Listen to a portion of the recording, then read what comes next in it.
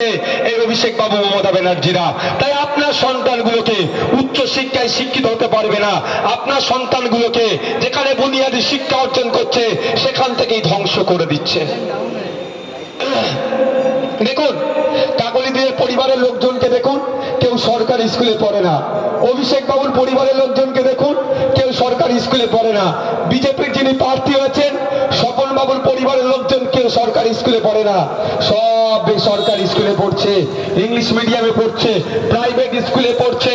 কারণ তাদের ছেলেগুলোকে পরবর্তী প্রজন্মের নেতা তৈরি করবে। আর আপনার আমার পরিবারের ছেলেগুলো দেখুন সরকারি স্কুলে যাচ্ছে, ক্লাস 3, 4, 5, 6 খুব বেশি হলে গিয়ে অশিক্ষিত হচ্ছে, অন্য ছেলেদের সাথে কম্পিটিশনে পাচ্ছে না, স্কুল থেকে বাড়ি চলে আসছে। কি হচ্ছে তারপরে? বাবা ছিল লাঠিয়াল, ছেলেও লাঠিয়াল হয়ে যাচ্ছে, শাসকের হয়ে বা বিরোধীদের হয়ে মারামারি হানাহানি করবে 300 টাকায় 500 টাকায় ভাড়া খাটার জন্য।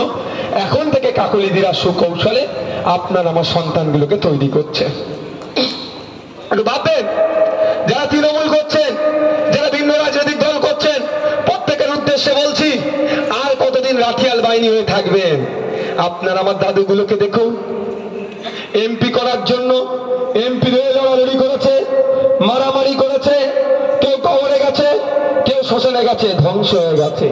আপনাদের বাবাদের অবস্থাগুলো দেখুন, দাদা বলেছে, দিদি বলেছে লড়াই করতে হবে, মারামারি হানাহানি করেছে, কবরে গেছে, শ্মশানে গেছে।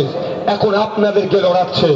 আর আপনার পরবর্তী প্রজন্মকে এই লাঠিয়াল বাহিনী করে রাখবে বলে এই অপদার্থ কাকলি ঘোষের সরকার, এই অপদার্থ মমতা ব্যানার্জির সরকার, এই অপদার্থ আপনার অভিষেক বাবুরা পশ্চিম বাংলার 8,500 শিক্ষা প্রতিষ্ঠান বন্ধ করতে চলেছে।